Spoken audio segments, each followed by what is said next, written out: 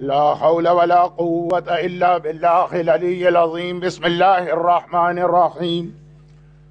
الحمد لله رب العالمين، والصلاة والسلام على سيد المرسلين وخاتم النبيين، شفيع المذنبين والمخاطب بطه وياسين أبي القاسم محمد.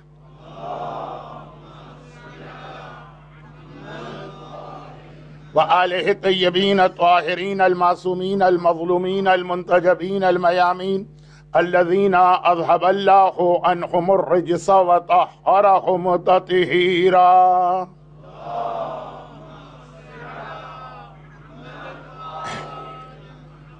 سيما للإمام المنتظر والحجة الثاني عشر، عجل اللهم له الفرج، ولعنة الله على أعدائهم أجمعين.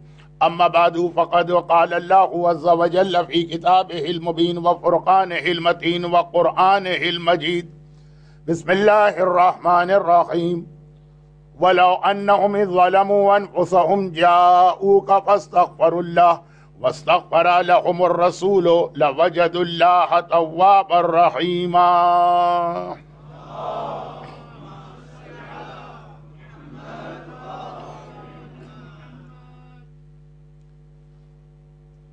سورہ نساء ورس نمبر 64، یہ آج کی مجلس کی پہلی آیت ہے، اور لاسٹ 2 مجالس میں جہاں تک بات پہنچی تھی وہ اس آیت کی مدد سے اس بات کو آگے بڑھانا ہے۔ اسلام کے مختلف احکامات، کچھ آرڈرز، کچھ حرام چیزوں سے رکنے کا حکم، یہ اسلام میں کب آئے؟ ویسے تو آسمانوں پر اللہ کے پاس پوری شریعت پہلے دن سے موجود ہے، لیکن دنیا میں تو یہ آہستہ آہستہ گریجولی نازل ہوئے ہیں۔ تو کل بات ہو رہی تھی نماز کی۔ بعض علماء کا تو یہ نظریہ ہے کہ پہلے دن سے ہی اسلام میں نماز تھی، لیکن 2 نمازیں، فجر اور مغرب، اور معراج کی رات جا کے یہ نمازیں کمپلیٹ ہوئیں، یعنی 5 نمازیں۔ اور بعض علماء کا نظریہ ہے کہ نہیں، پوری کی پوری 5 نمازیں معراج کی رات واجب کی گئی ہیں۔ خیر، وہ ہسٹوریکل ڈسکشن اپنی جگہ پر، لیکن اسی طرح سے روزہ، حج، زکوٰۃ، خمس، امر بالمعروف، یہ تمام واجبات ایک ساتھ نازل نہیں ہوئے، گریجولی۔ تو اس میں حج 9 ہجری میں واجب ہوا یا 8 ہجری میں؟ وَلِلَّهِ عَلَى النَّاسِ کی آیت سے زیارت، پہلا عشرہ، کثیر تعداد میں دنیا بھر سے صاحبان ایمان کربلا معلیٰ جا رہے ہیں، اور پھر اس کے بعد 40، اور پھر اب تو سارا سال ہر مہینے میں کوئی نہ کوئی مخصوصی ہو جاتی۔ یہ زیارت اسلام میں کب سے زیارت آئی؟ زیارت کب مستحب قرار دی گئی؟ زیارت کب شریعت کا پارٹ بنی؟ اور کس آیت کے ذریعے سے؟ کیونکہ میرا موضوع زیارت نہیں، زیارت کے حوالے سے 1-2 باتیں تو بیان کرنا ہے، کہ ایسا نہ ہو کہ پیغمبر کی وہ حدیث جو حج کے لیے ہے، زیارت کرنے والوں کے لیے بھی بن جائے کہ آخری زمانے میں لوگ حج کے لیے کم جائیں گے، انٹرٹینمنٹ کے لیے زیادہ جائیں گے۔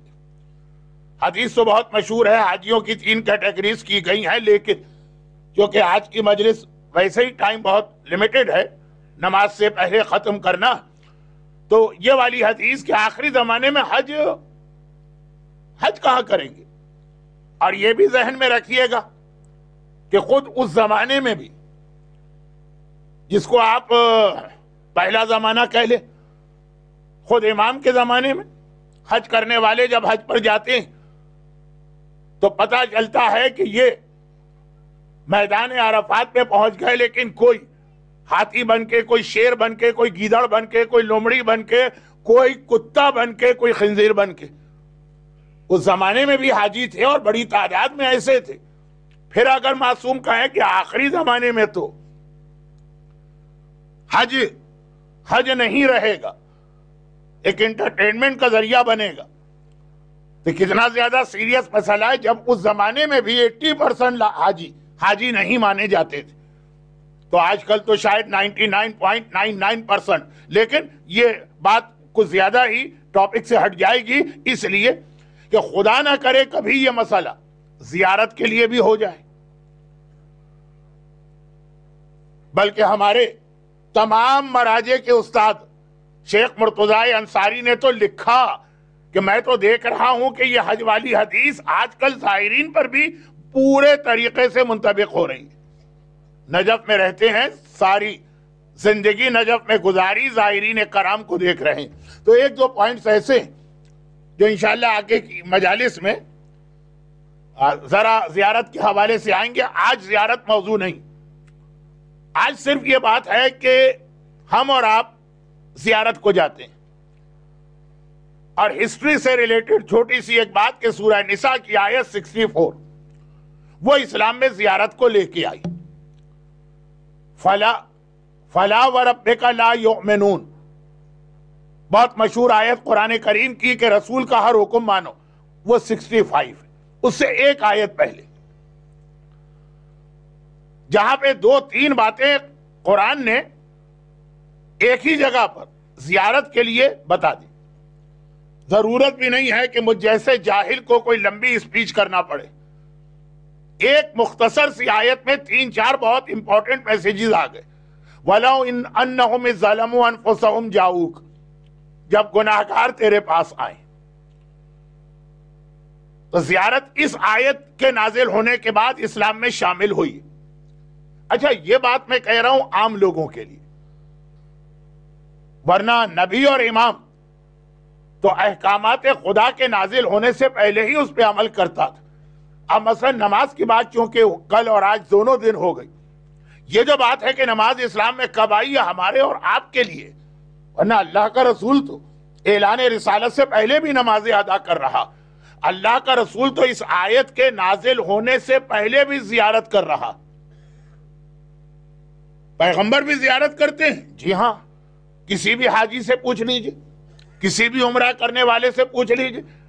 ہم مکے کے قبرستان میں جاتے ہیں جنت المعلا میں، تو حضرت خدیجہ کی زیارت جب پڑھتے ہیں تو وہاں واضح طور پر یہ مینشن کیا جاتا کہ اللہ کا رسول خدیجہ طاہرہ کی قبر کی زیارت کے لیے مسلسل آتے تھے. تو پیغمبر بھی زیارت کر رہے ہیں، مگر پیغمبر کی زیارت یا پیغمبر کی نماز یا پیغمبر کی زکوٰۃ وہ آج ہمارا ٹاپک نہیں ہے کہ وہ کب آیا اسلام میں. وہ شروع ہماری اور آپ کی زیارت اس آیت 64. قرآن نے پہلی بات تو یہ بتائی کہ زیارت پر جانے والا اگر گناہگار ہے تو اس میں شرمندہ ہونے کی کوئی بات نہیں، یہ کوئی ایمبیرسمنٹ کا مرحلہ نہیں. بیمار آدمی ہی ہاسپٹل میں ایڈمٹ ہوتا ہے تاکہ اس کا علاج کیا جا سکے، تو گناہگار ہی زیارت پہ جا رہا ہے تاکہ زیارت کی برکت سے اپنے گناہوں کو معاف کرا سکے. ہاں ہاسپٹل میں ایڈمٹ ہو تو بیمار ہو کر، جب وہاں سے ڈسچارج ہو تو تمہیں صحت مل جانا چاہیے اگر ہاسپٹل اچھا. زیارت پر جا رہے ہو تو چاہے گناہگار ہو، زیارت پر سے واپس آ رہے ہو تو گناہگار نہیں رہنا چاہیے. مگر بات پھر زیارت کے سبجیکٹ پہ چلی جائے گی. آج کا موضوع کچھ اور ہے. قرآن نے کہا کہ گناہگار تیرے پاس آئیں اور پھر تو ان کے لیے دعا کرے. یا ایک اور میسج آ گیا، میں میسج کی ڈیٹیل میں بھی نہیں جانا چاہ رہا ہوں، صرف آیت کا ترجمہ کر رہا ہوں. اور تو ان کے لیے دعا کرے، یعنی زیارت پر جاؤ گناہ معاف کرانے، ایک بات. دوسری بات، مگر اس طرح جاؤ کہ رسول تم سے اتنے خوش اور راضی ہوں کہ تمہارے لیے دعا کرنے کو تیار ہو جائیں. دوسری بات. اور آخری بات وہ جو بہت اہم ہے، بلکہ شاید میں نے پہلی ہی مجلس میں کہا تھا کہ آج کل قرآن اور احادیث، اچھا اب حدیث کی بہت ساری کتابوں کا انگلش ٹرانسلیشن بھی ہو گیا، یہ چھوٹے چھوٹے بچے بھی ان کتابوں کو کوٹ کر دیتے ہیں. اور اس میں ایک بہت بڑا بلنڈر ہو جاتا ہے جو میں ہر سال جہاں بھی مجلس پڑھوں بیان کیا کرتا ہوں، وہ بھی اس آیت کے اندر اس کی جانب بھی اشارہ۔ زیارت، پھر زیارت کا ایک فائدہ یا بینیفٹ گناہ معاف کرانا، پھر زیارت کی ایک کنڈیشن کے رسول کو راضی کرنا۔ اب اس کے بعد قرآن نے آخر میں ایک ایسا اصول بتایا جس پہ پوری مرجعیت ڈیپینڈ کرتی، جس پہ ہمارا پورا اجتہاد کا انسٹیٹیوشن ڈیپینڈ کرتا۔ بہت ہی اہم ایک ایسا فارمولہ، ایک ایسا اصول، ایک ایسا فاؤنڈیشن اسٹون قرآن بتا رہا۔ قرآن نے کہا جب یہ تین باتوں پہ تم عمل کرو گے، دین، آیت کا ترجمہ ہے دین، لَوَجَدُ اللَّهَ تَوَّابًا رَحِيمًا، جب یہ تینوں باتوں پہ عمل کرو گے دین تم دیکھو گے کہ اللہ مرسیفل ہے یا بینیفیشل ہے یا رحیم ہے۔ بسم اللہ کا ترجمہ ہم کرتے ہیں نا، by the name of Allah the merciful, لیکن اللہ کب ہے مرسیفل؟ قرآن نے کہا لَوَجَدُ اللَّهَ دین، ہر وقت نہیں ہے، دین اللہ تمہارے لیے رحیم بنے گا۔ اب بات نکلی تو ایک چھوٹی سی بات اور ایکسپلین کر دوں۔ ابھی تو یہی آپ کی سمجھ میں نہیں آ رہا ہوگا کہ کل کا موضوع معراج تھا تو آج زیارت کی آیت کیوں تلاوت کر کے موضوع کو بدلا کیوں گیا؟ بدلا نہیں گیا، ابھی میں آتا ہوں۔ صرف ایک بات، قرآن کریم میں سب سے زیادہ جو میسج ریپیٹ ہوا ہے وہ اللہ کی رحمت کا۔ یہ میں نے ایک دن پہلے بھی واضح کیا تھا۔ عدل کا مطلب ہے رحمت اور عذاب برابر ہے، لیکن احسان کا مطلب یہ ہے کہ رحمت سبقت علی غضب، رحمت زیادہ، اور خاص طور پہ یہ میسج کہ اللہ کی رحمت ہمیں اور آپ کو یاد دلانے کے لیے بسم اللہ الرحمن الرحیم، ایک تو یہی آیت قرآن میں 114 ٹائمز آئی ہے، 114 مرتبہ، اگرچہ اس آیت کے علاوہ بھی اللہ کی رحمت کا تذکرہ ہے، مگر ایک تو یہی آیت۔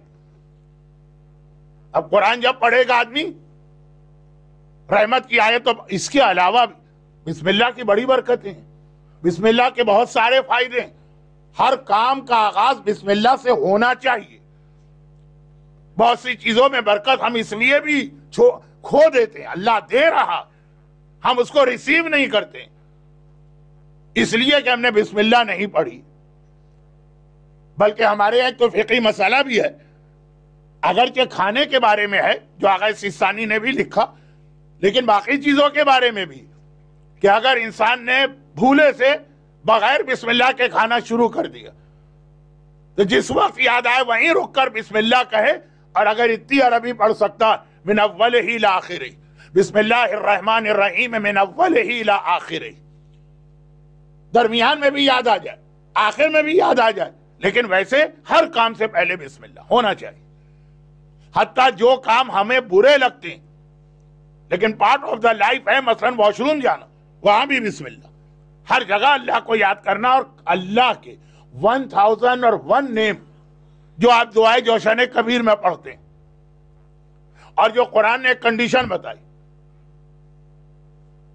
فَلَهُ الْأَسْمَاءُ الْحُسْنَى، اللہ کے اچھے اچھے نام، اَيَّمَّا تَدْعُوا، جس نام سے اللہ کو پکارو گے تمہاری دعا قبول، مگر اسٹرانگسٹ نام اللہ، یہ اسم اعظم، ساری کائنات کا پاسورڈ، لفظ اللہ کے اور بہت سارے بینیفٹ ہیں، لیکن بسم اللہ الرحمن الرحیم۔ اچھا، یہاں پہ صرف ایک بات اس لیے کہہ دوں کہ میں نے پہلی مجلس میں بھی یہ بات ریپیٹ نہیں کر رہا ہوں کسی بات کو، بسم اللہ ہر کام سے پہلے، البتہ اس کا اینڈ بھی اچھا ہونا چاہیے، کیونکہ آج کی رات جناب حر کی رات ہے، تو جناب حر اس کی ایگزامپل ہے، ان کی بسم اللہ اچھی نہیں ہوئی ہوگی لیکن اختتام ان کا کتنا اچھا ہوا۔ لیکن وہ اپارٹ فرام دیٹ جن کی بسم اللہ اچھی ہوئی، پیرنٹس، فور فادرز، دادا دادی، نانا نانی نے آپ کو دیندار بنا دیا، ہر کام میں بسم اللہ۔ اور بسم اللہ کے حوالے سے ایک بات بہت مشہور ہے، صرف اس کو ریمائنڈ کرا رہا ہوں، یہ ریمائنڈر ہے، کوئی نئی بات نہیں۔ مولا کا بار بار یہ فرمان کہ ساری کائنات کا علم 4 کتابوں میں، اور چاروں کتابوں کا پورا علم قرآن کریم میں، ولا رطب ولا یابس الا فی کتاب مبین. نماز غفیلہ میں بھی آپ یہ آیت پڑھتے ہیں، کائنات کا ہر خشک و تر اس کتاب مبین میں، اور پورا قرآن الحمد کے سورے میں، اور پورا الحمد کا سورہ بسم اللہ کی آیت میں، اور پوری بسم اللہ کی آیت بائے بسم اللہ میں، وَأَنَا نُقْطَةُ تَحْتَ الْبَاء، اور اس با کے نیچے کا نقطہ میں ہوں. یعنی جب تک کہ مجھے نہ لوگے، نہ بسم اللہ شروع ہو سکتی ہے، نہ الحمد ہو سکتی ہے، نہ قرآن ہو سکتا ہے، نہ قرآن کا بینیفٹ مل سکتا ہے، نہ الحمد کے بینیفٹ مل سکتے ہیں. میں با کے نیچے کا نقطہ ہوں، اس پر علماء نے پورے اشرے پڑھیں. تو میں تو ڈر رہا ہوں کہ زیادہ ایکسپلینیشن میں چلا گیا تو آج کی مجلس کا موضوع نہ رہ جائے. مگر کل رات جو نماز کی اتنی اہمیت آئی تھی تو ایک مختصر بات اور عرض کر دوں. اللہ اکبر سے نماز شروع ہوتی اور سلام پہ ختم ہوتی، لیکن سلام پارٹ آف دا نماز ہے کہ نہیں ہے، اس میں پرانے مراجع کا بڑا اختلاف تھا. اللہ اکبر کے بعد کیا ہے اور آخری چیز سلام ہے، اس سے پہلے کیا؟ اللہ اکبر کے بعد ہے بسم اللہ الرحمن الرحیم الحمدللہ رب العالمین. بائے بسم اللہ، نماز کا آغاز بائے بسم اللہ سے ہے، اور نماز کا اختتام اللہم صلی علی محمد وآل محمد پر ہے. تو جب تک کہ علی کو نہ لوگے اور آل محمد کو نہیں مانو گے تمہاری نماز بیکار و بے فائدہ. نماز کل اس کی اہمیت آئی ہے. نماز جیسی عبادت شروع ہو رہی ہے ان شخصیتوں کی ولایت سے اور ختم ہو رہی ہے ان کے اوپر. لیکن اس بات کو سمجھانے کے لیے آگے کے مجالس میں وقت ملے گا. آج بات کہیں ذرا رک گئی ہے، سمجھا دوں. تو بسم اللہ بہت ہی برکت والی آیت، اپنی زندگی کے کاموں میں اس کو عادت بنا لیجئے، پھر برکتیں دیکھیے. وہ سوال نہ کیجئے گا کہ کیا بسم اللہ پڑھنا واجب ہے. 2 دن یہی بات ہوئی کہ خالی واجب اور حرام کے لفظ کو یاد نہ کیجئے، اس سے ایک سٹیپ آگے بڑھیے.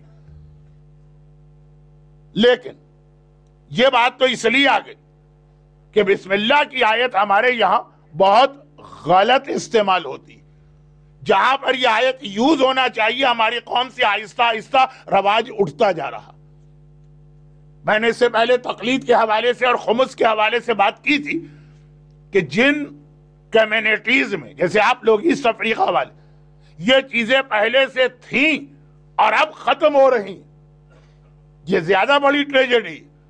اسی طرح سے حدیث قصہ پہلے رائج تھی، اب حدیث قصہ کو انٹینشنلی اور پرپزلی ہماری مجلسوں سے، مسجدوں سے، امام بارگاہوں سے، اعمال سے نکالا جا رہا. میں ذرا اپنے موضوع سے ہٹ رہا ہوں، مجھے خود بھی معلوم یہ ٹریجڈی ہے ہماری قوم کی.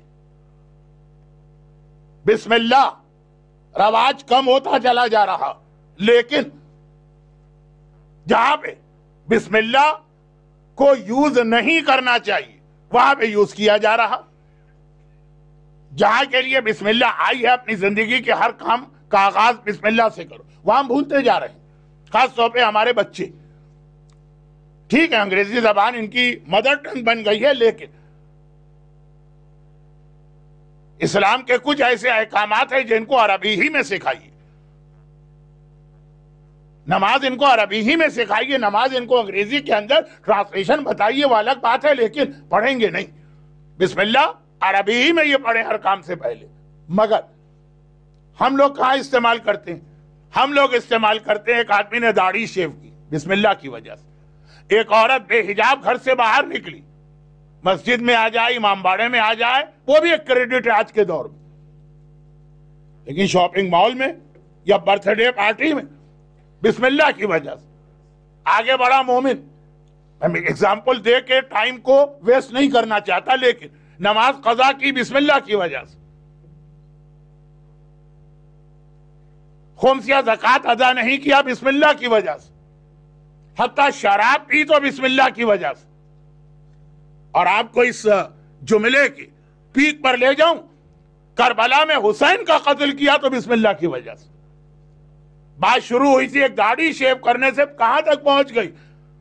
بسم اللہ کی وجہ سے۔ کیا بسم اللہ اس لیے آئی ہے کہ شرابی شراب پیے؟ اس لیے آئی ہے کہ گناہگار گناہ کرے؟ کیا بسم اللہ اس لیے نازل ہوئی ہے کہ کوئی کربلا میں حسین کو شہید کرے؟ آپ کہیں گے یہ تو ہم نے آج تک نہیں سنا۔ نہیں، بہت سنا، ذہن ادھر نہیں گیا۔ بھائی ہم نے کہا کہ تم نے داڑھی کیوں شیو کی ہے؟ کہا اللہ ارحم الراحمین ہے، اس کی رحمت بہت بڑی ہے، وہ اپنی رحمت کا اعلان کر رہا ہے، وہ مجھے معاف کر دے گا۔ قیامت کا حساب کتاب آپ کو تھوڑی لیں گے۔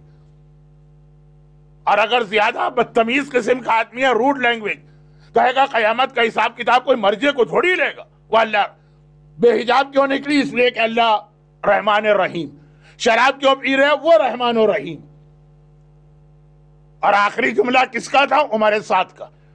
جب عمر سعد کو اس کے اپنے برادر ان لا یعنی مختار نے گرفتار کیا تھا اور پوچھا تھا کہ تو آخر کربلا تو کیوں گیا؟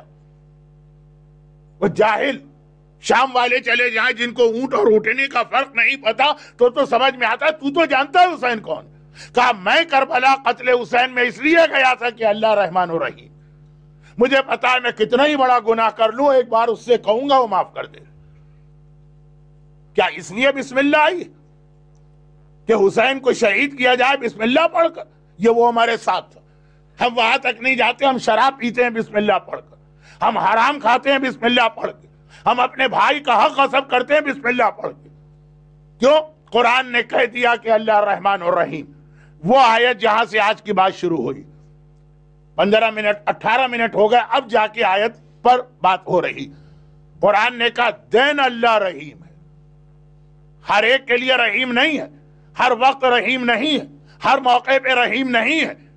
سورہ نساء ورس 64 آج ہی جا کے گھر جا کے چیک کر لیجئے، مجلس ختم ہونے کے بعد آئی فون پہ جا کے قرآن دیکھ لیجئے گا 64۔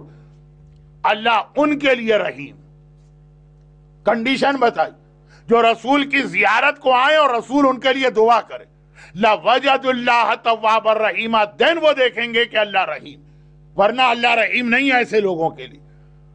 اور یہی وہ بلنڈر، قرآن آج کل ٹرانسلیشن ہے، ایپ ہیں، ہر ایک کے پاس ڈاؤن لوڈڈ ہے، ایک بار آپ نے سرچ انجن میں کلک کیا 10 آیتیں آ گئی، حدیث کی کتابیں۔ مگر یہی مسئلہ ہے کہ مرجے کو فتویٰ دینے سے پہلے قرآن کی 6236 آیتیں اور 70,000 امام کی حدیثیں اپنے سامنے لا کے دیکھنا پڑتی کہ ایسا تو نہیں کہ ایک جگہ ایک چیز بتائی گئی ہو، اگلی جگہ اس کو کنڈیشن اس کی بتائی گئی ہو کہ کنڈیشن کیا۔ قرآن نے کہا کہ اقیم الصلاۃ، نماز پڑھو، وضو کہاں، قبلہ کہاں، پاکی اور نجاست وغیرہ کا حکم کہاں ہے؟ تو کیا یہ آیت پڑھ کر کے اقیم الصلاۃ قرآن نے کہا نماز پڑھو؟ آپ نجیس ہیں، آپ پہ غسل جنابت واجب ہے، آپ کی بیک قبلے کی طرف ہے، آپ تمام نجاست سر سے پیر تک ہیں، آپ نماز پڑھ سکتے ہیں؟ آرگومنٹ کرنے والا کہے گا پڑھ سکتے ہیں۔ قرآن نے کہا یا ایھا الذین آمنوا اقیموا الصلاۃ، اے مومنو نماز پڑھو، میں نماز پڑھ رہا ہوں۔ کہاں قرآن نے کہا کہ وضو؟ آپ نے کہا نہیں، سورہ مائدہ میں ایک آیت آئی ہے، تو قرآن کی 700 آیتیں نماز کے بارے میں ہیں، صرف ایک آیت میں وضو کا حکم آیا، اس ایک آیت کو آپ نے ان 700 آیتوں پر سپرسیڈ کیا۔ یہی ہر آیت کا حکم ہے۔ آیت سامنے آئے پہلے چیک کر لو، تو اللہ رحمان اور رحیم کن کے لیے ہے؟ جو زیارت کرتے ہیں۔ اب یہ بات میں اور آگے نہیں بڑھا رہا ہوں، اس لیے کہ میرا موضوع آج کا ٹاپک مرجعیت نہیں، لیکن چونکہ آیت کے ترجمے میں ایک ایسا لفظ آ گیا دین، تو میں نے کہا کہ بہرحال ذرا سا اپنے بچوں کو جو مجلس میں نہیں آتے ہیں، جوانوں کو جو مجلس نہیں سمجھتے ہیں، بہرحال ایک میسج دے دوں کہ کوئی بھی آیت پڑھنے کے بعد فوراً عمل نہیں کرنا، لیکن بات ہے زیارت کی۔ اس آیت سے زیارت آئی، اور جب یہ زیارت اسلام میں آ گئی تو اس کا ایسا نگیٹو امپیکٹ ہوا کہ قرآن کریم کو سورہ حجرات نازل کرنا پڑا، سورہ نمبر 49۔ اب اس میں تو ہے نا کہ رسول کی زیارت کو جاؤ، اب دوڑ کے لوگ آئے، پیغمبر نہ آرام کر سکتے ہیں، نہ کھانا کھا سکتے ہیں، نہ دنیا کا کوئی کام کر سکتے ہیں۔ سورہ حجرات نازل آیا کہ نہیں، نازل ہوا، ہر چیز کا ایک طریقہ ہوتا،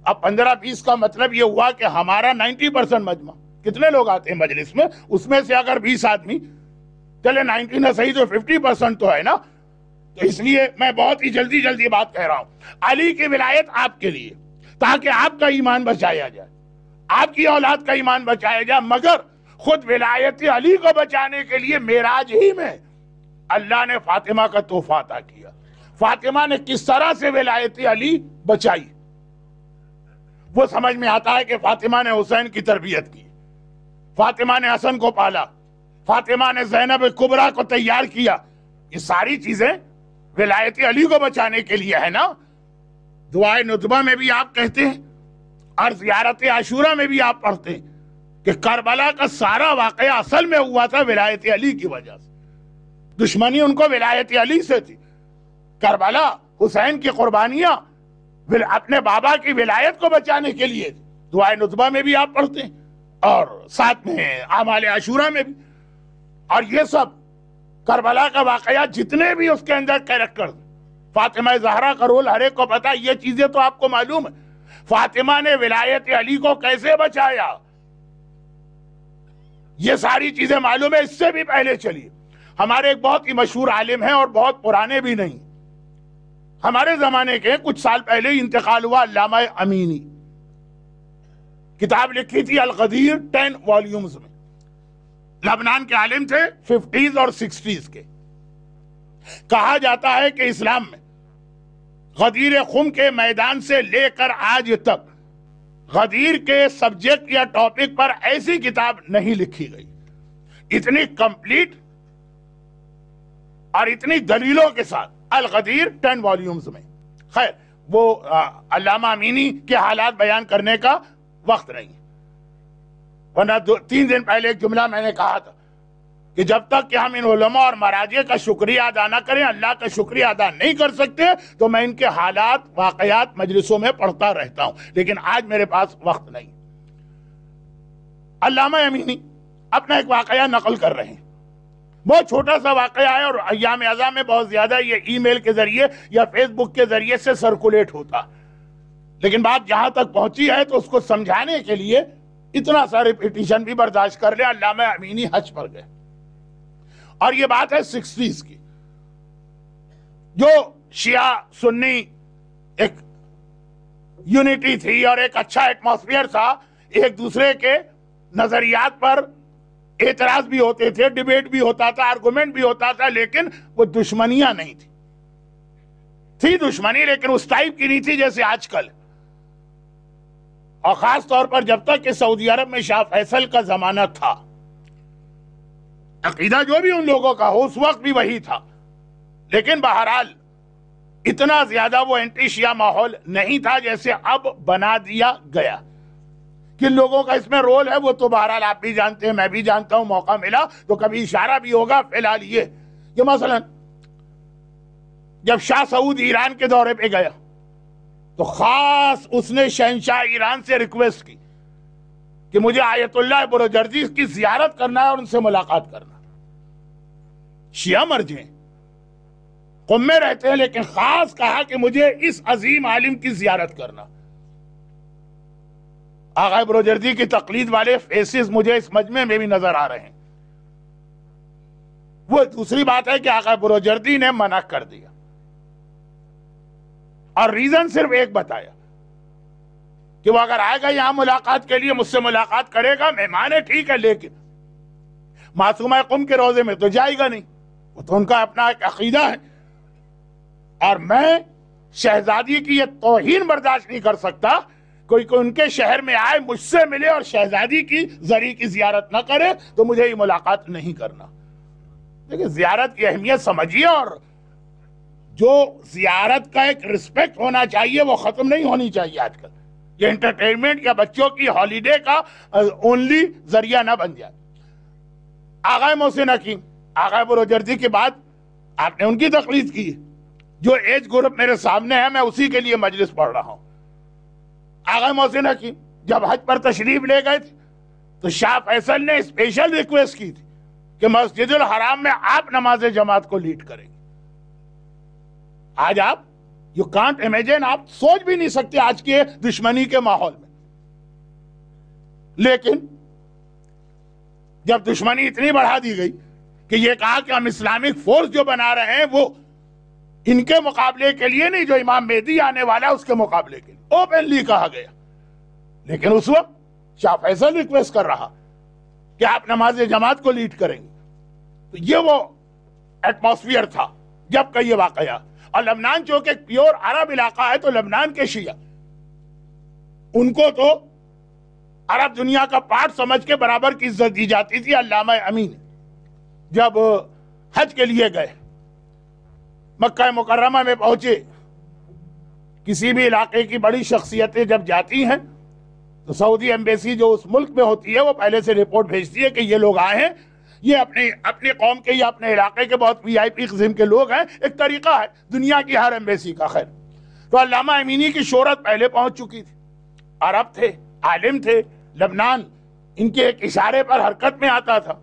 چنانچہ جب یہ حج کے لیے گئے تو مکے کے علماء نے کہا کہ ہم آپ کے علم سے فائدہ اٹھانا چاہتے ہیں، آپ آئیے اسپیچ کیجیے. علامہ امینی حج کے لیے آئے ہیں، منع کر دیا کہ نہیں میں حج کے لیے آیا ہوں اور بہت مختصر وقت ہے میرے پاس. بہت اصرار کیا، آخر میں کہا اچھا ایسا کریں، کھانے کی دعوت پہ آ جائیے، صرف کھانا ہوگا اور کچھ نہیں، کھانا کھائیں گے اور جلدی چلے جائیں گے. اب کہاں تک منع کرتے، چنانچہ یس کر دیں. وہاں جا کے جمع ہوئے، کھانا کھایا. کھانا کھانے کے بعد اب پری پلان تھا سارا کام، تو ایک عالم کھڑے ہوئے، کہا کہ ہم لوگ یہاں بیٹھے، ہم نے آپس میں بات چیت کی، ایک دوسرے کے حال چال دریافت کیے، خیر خیریت دنیاوی باتیں ہوں. پیغمبر کی حدیث بھی ہے کہ ایسی دعوت ایک آفت، ایک وبال، ایک مصیبت ہے قیامت کے دن، جہاں دین کی کوئی بات نہ ہو. تب چونکہ تقریر تو ہوگی نہیں، ایسا کرے کہ جتنے لوگ بیٹھے سب علماء ایک ایک حدیث ہر آدمی سنائے، اور بس 20-25 جتنے مہمان ہیں 40 حدیثیں سن کے ہم یہاں سے چلے جائیں. اچھا سجیشن تھا، حدیث رسول. چنانچہ اب حدیثیں شروع ہوئیں. علامہ امینی بہرحال شیعہ عالم ہیں، شیعہ عالم کا ویژن، جب حدیثیں سنی تو سمجھ گئے کہ پہلے سے ایک پلاننگ کی گئی ہے، کیونکہ پیغمبر کی حدیثیں جو ہیں دنیا کے ہر سبجیکٹ کے بارے میں، لیکن یہ حدیثیں جو بتائی جا رہی ہیں وہ صرف ایک ہی ان کا موضوع ہے، ایک ہی سبجیکٹ ہے، ایک ہی ٹاپک. اور وہ حدیثیں سنائی جا رہی ہیں جو معاویہ نے شام کے دربار میں باقاعدہ اپنی فیکٹری میں بنائی تھی. مینوفیکچرڈ حدیثیں، فیک حدیثیں، انسان کی بنائی ہوئی حدیثیں، اور چند مخصوص شخصیتوں کے بارے میں. پیغمبر نے ان کے لیے یہ کہا، ان کے لیے یہ کہا، ان کے لیے یہ کہا. علامہ امینی سمجھ گئے کہ اس کا مقصد نہ علم کو اسپریڈ کرنا ہے، نہ کوئی ثواب اور فائدہ لینا ہے، مجھے کنوینس کرنا ہے اور مجھے یہ سنانا. اب یہ مہمان تھے تو سب سے آخر میں ان کی باری آئی. یہی ہوتا ہے یہاں بھی، اگر 8-10 اسپیکر آ جائیں تو جو مہمان عالم ہوگا آخر میں آپ اس کو دعوت دیں گے، پہلے لوکل. ان کی باری آئی کہ آپ بھی ایک حدیث سنائی. علامہ امینی نے کہا کہ آپ لوگوں نے تو خالی حدیث سنائی، مجھ سے کوئی کنفرم نہیں کرایا حدیث صحیح ہے کہ غلط. میں حدیث بھی سناؤں گا اور آپ لوگوں سے کنفرمیشن بھی مانگوں گا حدیث صحیح بھی ہے کہ صحیح نہیں ہے. بہت اہم ایک اصول بتا دیا جو ہمارے آج کے یوتھ بھول گئے. بھئی کتاب میں لکھا ہے کہ چھٹے امام نے یہ فرمایا کہ نہیں فرمایا یہ بھی تو معلوم ہونا چاہیے، یہ مرجع کا کام ہے. خیر، تو اب انہوں نے کہا کہ نہیں، خالی حدیث نہیں، کنفرمیشن بھی آپ کو دینا. اور حدیث وہی سنائی جو ہمارے بچے کو یاد ہے. من مات ولم یعرف امام زمانہ مات میتۃ الجاہلیہ. 1988 میں جب برمنگم کے اسی ممبر سے میں نے ایک 3 دن کی مجلسیں پڑھی تھی، تو یہی حدیث، آیت نہیں، یہ حدیث کو میں نے تینوں مجالس کے خطبے میں تلاوت کیا. 1988 من مات ولم یعرف امام زمانہ مات میتۃ الجاہلیہ، جو معرفت امام کے بغیر مرے جاہلیت کی موت مرا. کا کنفرم، سب نے کنفرم کیا کہ ہاں حدیث بالکل صحیح ہے، بالکل صحیح ہے، معتبر ہے، ہم لوگ مانتے ہیں اس کو اور آج بھی مانتے ہیں. یہ عجیب بات ہے کہ پاکستان میں دشمن اہل بیت علماء دین اس حدیث کو آپ نہیں مان رہے، لیکن خود جہاں سے یہ دشمنی اہل بیت چلی ہے اور ابھی بھی چل رہی ہے وہ خود کہتے ہیں حدیث تو صحیح ہے۔ اب کہا کہ یہ حدیث صحیح ہے، صرف ایک بات بتا دیجیے کہ حدیث کی سب سے معتبر کتاب کون سی ہے؟ سب کے پاس ایک ہی جواب تھا، صحیح بخاری کا۔ صحیح بخاری کے اندر یہ واقعہ آیا ہے اور بالکل آپ تو دیکھ سکتے ہیں، ساخطتن حتی ماتت، شہزادی کونین اپنے زمانے کے خلیفہ سے ساخطتن اتنی ناراض ہوئی، حتی ماتت کہ مرنے تک ان کی ناراضگی باقی رہی۔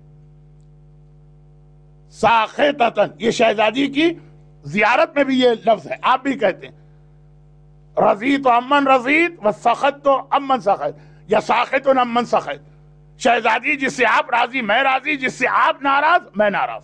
یہ فاطمہ زہرا کی زیارت کا حصہ ہے جو آپ ہر سال پڑھتے ہیں بار بار۔ خیر، تو کہا ساخطتن حتی مات۔ اب یہ بتاؤ سوال، حدیث ہے کہ معرفت امام کے بغیر مرے تو جاہلیت کی موت مرا، اور آپ ایک ہی کتاب کہہ رہی ہے کہ ناراض رہیں یہاں تک کہ موت آ گئی۔ ورنہ زندگی میں کوئی کسی سے ناراض ہے؟ کوئی صاحب آ کے کہہ سکتے کہ ہاں لیکن مرنے سے 2 منٹ پہلے صلح و صفائی ہو گئی تھی۔ یہاں تو وضاحت ہے حتی ماتت، موت تک ناراض رہیں۔ اب یہ بتاؤ کہ کیا فاطمہ کی موت جاہلیت کی موت ہوگی؟ ہو سکتا ہے کہ آج کوئی بہت ہی سخت دشمن اہل بیت کہہ دے ہاں نعوذ باللہ، لیکن میں نے کہا 40 سال پہلے کسی غیر شیعہ میں بھی یہ ہمت نہیں تھی۔ تڑپ کے کہا یہ کیسے ہو سکتا ہے کہ رسول کی بیٹی جاہلیت کی موت مرے؟ ان کی موت تو بالکل صحیح موت۔ تو کہا کہ پھر جس سے ناراض ہے وہ امام وقت نہیں ہو سکتا، کیونکہ اپنے امام سے تو کوئی ناراض نہیں ہو سکتا۔ یا تو مانو فاطمہ کی موت جاہلیت کی موت، یا مانو کہ جس سے فاطمہ ناراض ہے وہ برحق خلیفہ نہیں ہے۔ ان دو کے علاوہ کوئی تیسرا راستہ نہیں ہے۔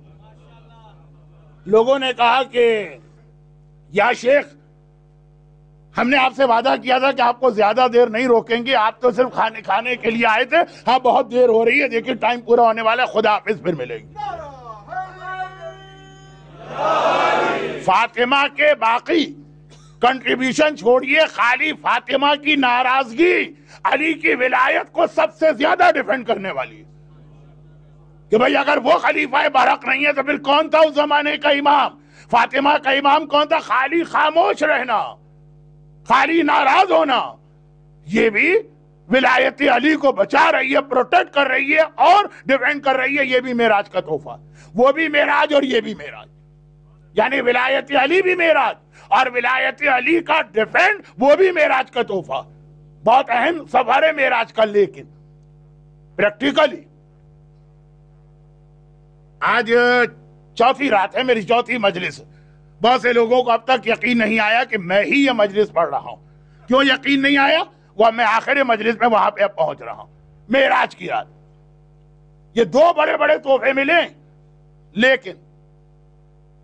لیکن یہ دونوں تحفوں کے لیے نماز بہت اہم چیز ہے۔ اور یہاں پہ ایک عجیب بات دیکھی، وہ آپ کے علم میں ہے لیکن میں ذرا سا اس کو سیکوینس سے پڑھ رہا ہوں۔ نماز واجب ہوئی معراج میں جب رسول 7ویں آسمان پہ گئے، اور جب رسول پہلے آسمان پہ گئے تو کیا ہوا؟ 7th ہیون یا اسکائی تک جانا، بلکہ بیونڈ اس کے بھی آگے، تب حکم نماز آیا۔ اب پہلے آسمان پہ پہنچے تو کیا ہوا؟ تو وہ ہو گیا جسے سن کر آپ کو ذرا اطمینان ہوگا کہ ہاں اب لگا کہ صادق حسن مجلس پڑھ رہا۔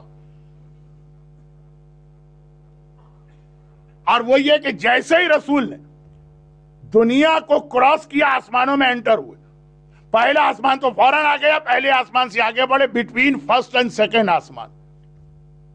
پیغمبر جا رہے ہیں جنت سے بھی آگے، بیری کے درخت سے بھی آگے، اللہ کی بارگاہ میں جا رہے ہیں۔ لیکن دیکھیں کتنی جلدی ہوتی ہے آپ کو، اگر آپ کو کسی ایسے قابل احترام جگہ پہ جانا ہو، یہی دل چاہتا ہے جلدی سے پہنچ جاؤ، جلدی سے پہنچ جاؤ، جلدی سے پہنچ جاؤ۔ جہاں جانے کا آپ کا من چاہ رہا، جلدی ہوتی۔ پیغمبر تو وہاں جا رہے ہیں جہاں آج تک کائنات میں نہ اس سے پہلے کوئی گیا نہ اس کے بعد کوئی جا سکے گا، مگر پہلے آسمان سے نکلے اور پیغمبر نے اپنی سپیڈ سلو کر دی، بلکہ اپنے سفر کو رکوا دیا، سواری براق روک دیا. کیوں؟ یہ بھی اسلام کا ایک بہت اہم مسئلہ ہے، روک دیا والا، لیکن آج نہیں. پیغمبر نے اس لیے روک دیا کہ رونے کی آوازیں آ رہی، چیخنے کی آوازیں آ رہی، کرہنے کی آوازیں آ رہی. کوئی بہت ہی پین میں اگر ہو تو جو آواز آتی، اسلام کہتا ہے کہ اس کو اگنور کر کے آگے نہیں بڑھنا، دیکھنا ہے کہ کہیں کسی کو تمہاری مدد کی ضرورت تو نہیں. اپنے پورے کمیونٹی اور سوسائٹی سے کٹ کر سیلفش بن کے زندگی گزارنا یہ اسلام نہیں. لائف یور اون یہ اسلام نہیں. ہر ایک پہ نگاہ ڈالنا ہے. چنانچہ ایک آواز آئی پیغمبر کے کانوں میں، کچھ لوگ رو رہے ہیں، چیخ رہے ہیں، فریاد کر رہے ہیں. میرے پاس تو اس کی انگلش بھی نہیں ہے. کرائنگ اینڈ ویپنگ یا پینفل قسم کی آواز. رک گئے پیغمبر. اللہ کے پاس جانا اپنی جگہ پر، لیکن یہ اگر میری مدد کے محتاج ہیں تو ان کی مدد کرنا. رک گئے. رکے تو کیا دیکھا پیغمبر نے؟ اچھا، پیغمبر تو خیر پیغمبر ہیں، آنکھوں میں ایسا نور کہ سامنے بھی دیکھتے ہیں اور اپنے پیچھے بھی دیکھتے ہیں. ہم اور آپ ہوتے تو کچھ دیر تک تو ہم کو کچھ نظر بھی نہیں آتا، کیونکہ اتنی ڈارکنیس وہاں پہ تھی. تھوڑا ٹائم لگتا ہے آنکھوں کو ایڈجسٹ ہونے میں.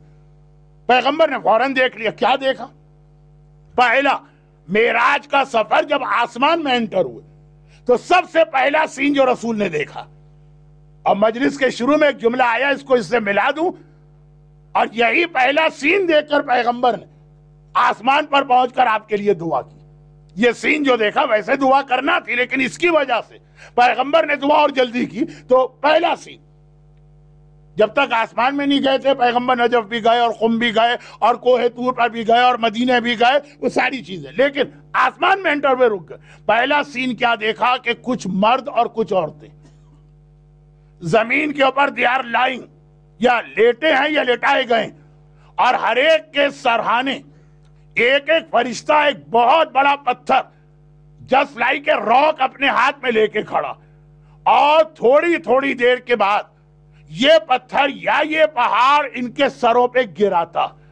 ان کے سر پہ یہ پتھر گرتا، پتھر بہت بڑا، جسٹ لائک اے راک. جیسے ہی سر پہ گرتا ہے، اسکل، انسان کی کھوپڑی ہے، ہڈیاں ٹوٹتی، اندر سے مغز پگھل کے نکلتا، خون کا فوارہ بلند ہوتا. اور جیسا بکرے کو ہم کاٹتے ہیں، یہاں تو یہ منظر آپ نے نہیں دیکھا ہوگا، ایسٹ افریقہ میں دیکھا ہوگا، کربلا میں دیکھا ہوگا. کربلا میں تو آج مخصوصی میں قدم قدم پہ بکرے کاٹے جا رہے ہیں. تڑپتا ہے جس طرح، اس سے زیادہ یہ گناہگار تڑپ رہا اور چیخ رہا. وہ انسان کے کنٹرول میں نہیں ہے اپنی چیخ. اچھا، تکلیف اگر ایک بار آ جائے تو آدمی برداشت کر لے. تھوڑی دیر کے بعد فرشتوں نے پتھر اٹھایا، اس کے نیچے ٹوٹے ہوئے سر والا وہ مرد یا عورت، عورتیں بھی اس میں برابر سے ہیں، لیڈیز فرسٹ نہیں، لیڈیز اور جینٹس دونوں ایک گاڑی کے دو پہیے ہیں، وہ اور کسی جگہ ہو کے نہ ہو، عذاب خدا میں یہ بات بالکل ٹھیک، ایکول رائٹس ہیں. جیسے ہی وہ پتھر اٹھایا، ایک مرتبہ آٹومیٹک وہ سر دوبارہ بن گئے. کن فیکون، سورہ یاسین میں کہا نا، اللہ تو کہتا ہو جا تو ہو جاتا. اور جیسے ہی وہ سر ٹھیک ہوا، دوبارہ یہ پتھر پھینکا گیا، ہڈی ٹوٹی، فریکچر ہوا، مغز نکلا، خون کا فوارہ بلند ہوا، چیخ کی ایک آواز اس کے ہونٹوں سے نکلی، ہاتھ پاؤں تکلیف کی شدت سے اس کے مڑ گئے. پہلا سین جو پیغمبر نے معراج میں دیکھا، آسمان میں انٹر ہو کر. اب اس کے بعد تو اور بھی کچھ سین ہیں لیکن وقت نہیں. جماعت کی جانب سے میرے پاس ٹائم کی پابندی نہیں، لیکن نماز مغرب اللہ کی طرف سے میرے لیے ایک حکم ہے. بات کو مختصر کر رہا ہوں. پیغمبر نے گھبرا کے کہا، خداوندہ یہ کون لوگ ہیں؟ کہا کہ اے میرے حبیب، یہ تمہاری امت والے وہ لوگ ہیں جو اپنی نمازیں قضا کرتے تھے. تارک الصلاۃ ہے، یہ بے نمازی ہے، خاص طور پر فجر کی نماز قضا کرنے والے. یہ ان کا عذاب. جس سر کو وہ اپنے بستر سے اٹھانے کو تیار نہیں ہوتے تھے، اب قیامت کے دن تک، ابھی یہ قیامت نہیں آئی ہے، یہ برزخ کہلاتا، یہ عذاب ان کے اوپر آتا رہے گا اپنے اس گناہ کی وجہ سے. اور اس کے بعد پھر پیغمبر نے کچھ اور بھی गुनाहगार देखे और उसके नतीजे में दुआ की गुनाहगारों के लिए, वो कल या परसों आएगी। लेकिन यहां रुक के एक बात, दो बातें यहां पे बताना। पहला सीन जो मेराज में देखा, 2 दिन से मैं सफर मेराज की अहमियत व अजमत बता रहा हूं। पहला सीन जो पैगंबर ने देखा वो गुनाहगार का अजाब देखा है, रहमत नहीं देखी। रहमत आखिर में देखी।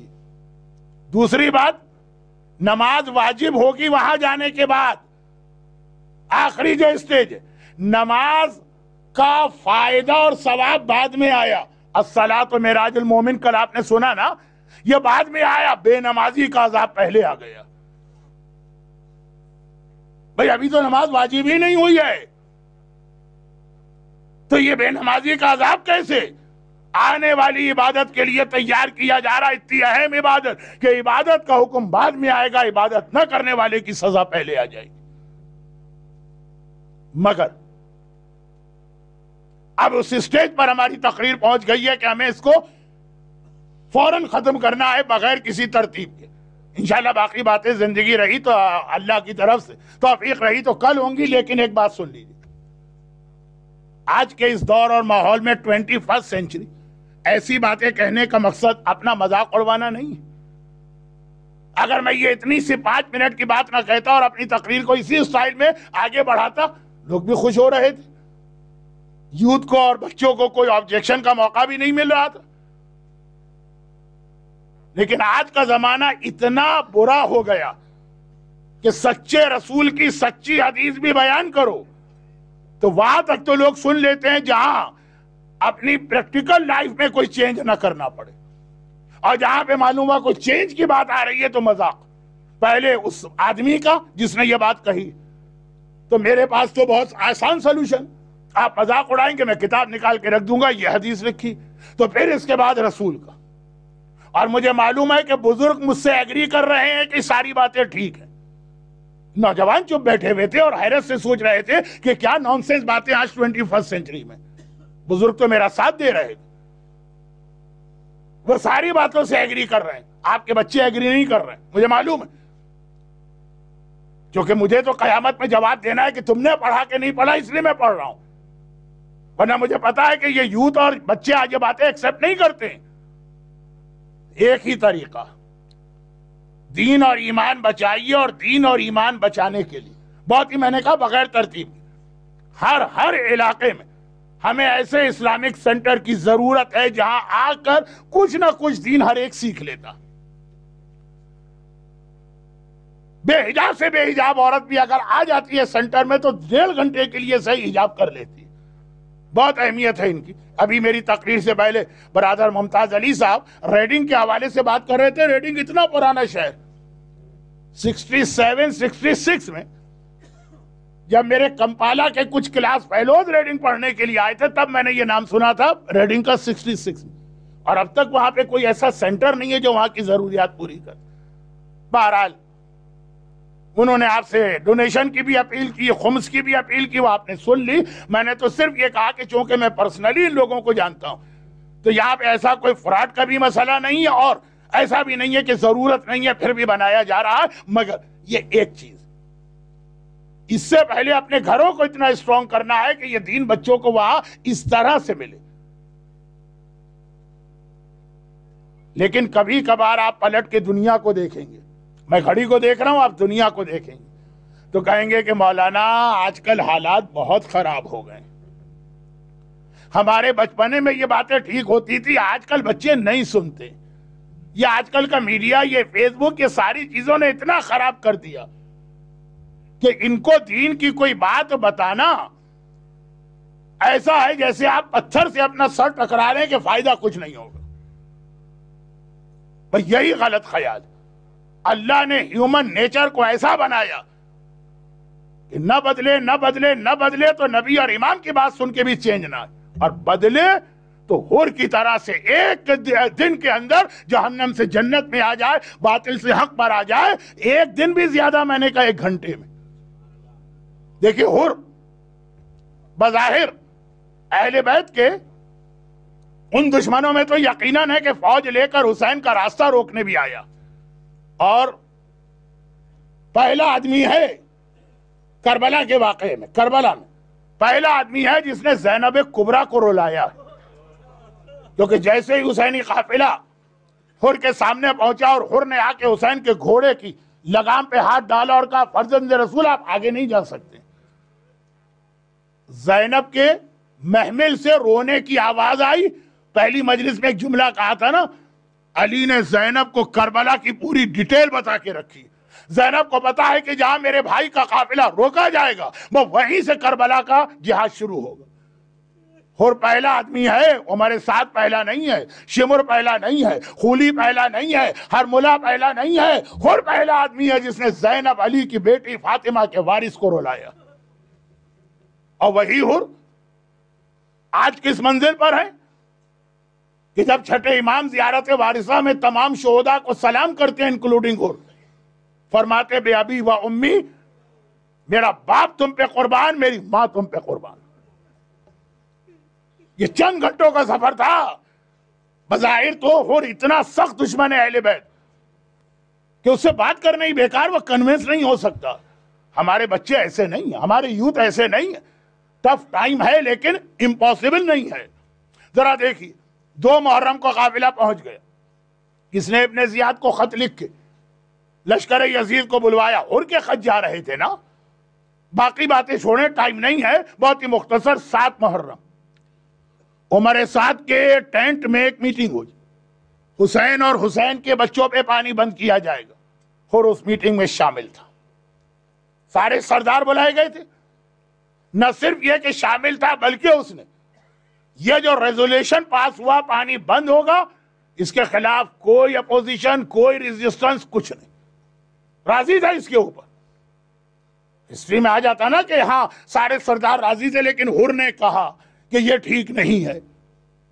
چلے کوئی بہت اسٹرانگ نہ صحیح ایک جملہ نہیں ہے کہیں پہ، حر راضی۔ باقی باتیں چھوڑیے۔ تاسوعہ عاشورے کا جہاد جو ہوا، وہ تو جو کل یا پرسوں بات ہوئی تھی، حسین نے عمر سعد سے ایک رات مانگی تھی، ورنہ عمر سعد نے تو یہ جہاد تاسوعے کو شروع کیا تھا۔ تاسوعہ مینس 9 محرم۔ 9 محرم کو عمر سعد نے جنگ چھیڑ دی تھی، حر نے مخالفت کی تھی، حر بالکل پوری طرح سے عمر سعد کے ساتھ پارٹیسپیٹ کر رہا تھا۔ اگر یہ ایک رات کی مہلت نہ ملتی تو حر 9 محرم کو اگر کربلا کی جنگ ہوتی، لشکر یزید ہی میں رہتا۔ وہاں تک تو حسین کے اتنے مخالف، اور عاشورے کا دن آیا اور ایک بار فوجیں تیار ہوں، بس ایک مرتبہ حر میں اتنا بڑا چینج آیا کہ جو حر کا بہت ہی کلوز فرینڈ ساتھ میں، وہ کہتا ہے حر اس وقت میں تمہارے چہرے کو بدلا بدلا دیکھ رہا ہوں، ایسا لگ رہا ہے کہ تمہارے آئیڈیاز یا ویوز چینج ہو گئے۔ حر نے کہا کہ ہاں اب مجھے احساس ہو رہا، میں نے رسول کے بیٹے کو، میں نے زہرا کے وارث کو کتنے بڑے مصیبت اور امتحان میں ڈالا۔ دوست نے کہا تو تمہارا کیا ارادہ؟ کہا دل چاہتا ہے جا کے ان سے معافی مانگ لوں۔ حر کا دوست کیا کہتا ہے؟ وہی کہتا ہے جو صحیح ہونا چاہیے۔ کہتا حر تو اتنا بڑا مجرم اور گناہگار ہے کہ تیری معافی تو ممکن ہی نہیں ہے۔ اگر یہ غلطی کر کے تو میرے پاس آتا تو میں بھی تجھے معاف نہ کرتا۔ قیدی بنا کے لایا، بچوں کو پیاسا رکھا، کل رات کے جنگ میں تیر پھینکا، سارے ظلم کر لیے، تیرا جرم اتنا بڑا ہے تجھے معافی مل ہی نہیں سکتی ہے۔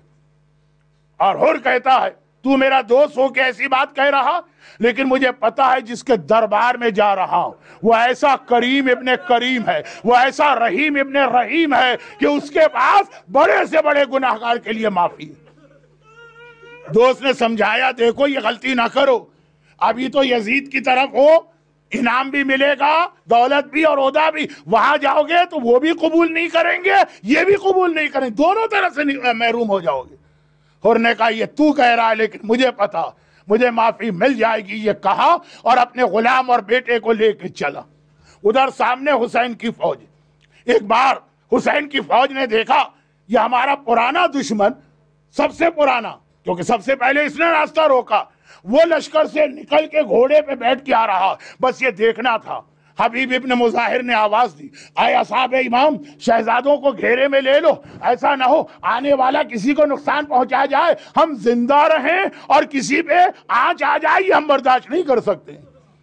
تو اے حبیب اس وقت کیا گزرے گی جب اصغر کا گلا چھدے گا، قاسم کے بدن کے ٹکڑے ہوں گے، اور ابی الفضل عباس نے آواز لگائی، اے جوانان بنی ہاشم، جلدی سے آقا کو گھیرے میں لے لو، ایسا نہ ہو کہ آنے والا آقا پہ حملہ کر دے، ہم زندہ رہیں اور آقا کو نقصان پہنچ جائے۔ اور اے عباس، جب حسین آواز دے رہے تھے کہ حل من ناصر ینصرنا، کیا گزر رہی ہوگی تم پر، لیکن آنے والا ایک ڈسٹنس میں رک گیا، گھوڑے سے اترتا، جیب سے رومال نکالے، رومال سے اپنے دونوں ہاتھ باندھے اور آواز دی، اے رحمت للعالمین کے بیٹے، کیا کائنات کا سب سے بڑا گناہگار تیری بارگاہ میں آ سکتا؟ بھائی اتنا سننا ہے۔ حسین نے کہا بھیا حبیب اپنے سپاہیوں کو روکو، عباس اپنے سپاہیوں کو روکو، میرا مہمان آ رہا ہے، اپنے مہمان کا استقبال کرنے میں خود جاؤں گا۔ حسین آگے بڑھے، حر کے قریب گئے، حر نے کچھ نہیں کہا، کوئی لمبی چوڑی دعا نہیں کی ہے، بس ایک بار، حسین گھوڑے پر ہے نا، حسین کے پاؤں پہ سر رکھ دیا، اخطأت یبن رسول اللہ، اے رسول کے بیٹے، میں نے بڑی خطا کی، لیکن تجھے تیری ماں فاطمہ زہرا کا واسطہ اس گناہگار کی خطا کو معاف کر دو۔ بس یہ سننا ہے۔ حسین ایک بار گھوڑے سے زمین کربلا پہ اترے، اور جیسے ہی حسین اترے آگے بڑھے، حر کو گلے سے لگایا، اور یہ کیا کہہ دیا، انت اخی فی الدنیا والآخرہ، اے حر تو تو میرا بھائی ہے، اس دنیا میں بھی میرا بھائی ہے، آخرت میں بھی میرا بھائی ہے۔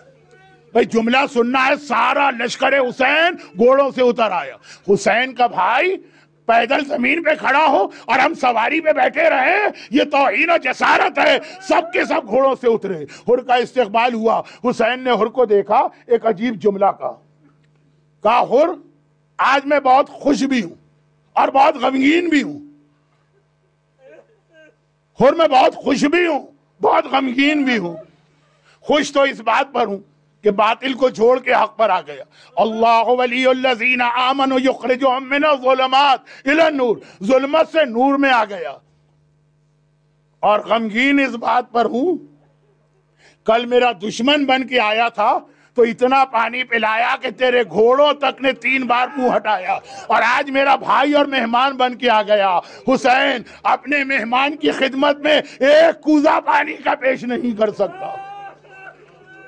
بھئی یہ جملہ بھی حر کو تڑپا گیا، ایسا لگا بدن پہ کوڑا پڑا ہے، تڑپ کے کہا آقا میری غلطی مجھے یاد نہ دلائیے، میں اپنی غلطی کا کفارہ اور تاوان دینا چاہتا ہوں، اور پہلے میرا بیٹا میدان میں جائے گا، باپ بیٹے کا لاشا دیکھے، یہ میری توبہ ہے۔ حسین نے کہا حر میں کبھی اس پہ راضی نہ ہوتا کہ پہلے تجھے میدان میں بھیجوں، لیکن آج تو ہر ایک کو مرنا، کسی کو پہلے کسی کو بعد میں، جا میں نے اجازت دی۔ حر نے کہا اے میرے بیٹے ایسا جہاد کرنا کہ تیرے باپ کا گناہ معاف ہو جائے۔ حر کا بیٹا گیا، جنگ شروع کی، اور ایسی جنگ، لیکن آخر میں ایک بار تڑپ کے گھوڑے سے زمین پہ گرا، آواز دی یا ابتا ادرکنی، بابا ذرا میری مدد کو آئیے۔ بہرحال حر جوان بیٹے کا باپ ہے نا، بے چین ہو کے کھڑا ہو گیا، مقتل کی جانب چلنا چاہتا ہے، حسین نے روک دیا۔ کہا حر کہاں جا رہا؟ کہا مولا بھائی اتنی اجازت دے دیجئے، میرا جوان بیٹا پکار رہا ہے، بیٹے کے سراہانے جانا چاہتا ہوں۔ حسین نے کہا رک جا، سن لے، تو میرا مہمان ہے، تجھے زحمت نہیں کرنا، میں جاؤں گا، لیکن ایک بات یاد رکھ، بوڑھے باپ کبھی جوان کے لاشے پہ نہیں جاتے ہیں، تو یہیں بیٹھ، یہ لاشا لے کے میں آؤں گا۔ آقا اب ایک جملہ آپ سے کہنا۔ حر کا بیٹا گھوڑے سے گرا تو آپ نے کہا بوڑھا باپ جوان کے لاشے پہ نہیں جاتا۔ جب 18 سال کا اکبر زمین کربلا پہ گرا، کس طرح سے یہ بوڑھا باپ اپنے جوان کے سرہانے پہنچا۔ الا ولعنۃ اللہ علی اعدائہم اجمعین۔ پروردگار آج کی مجلس میں جتنے بھی مصیبت و پریشانی کے گرفتار ہیں، حسین نے خود کو معافی دی، حسین کا واسطہ ہم میں سے ہر ایک کے گناہوں کو معاف کرتے ہوئے ہماری تمام دعائیں قبول فرما، مرحومین کی مغفرت فرما، بیماروں کو شفائے کاملہ عطا فرما، ظہور امام زمانہ میں تعجیل فرما۔ ماتم حسین۔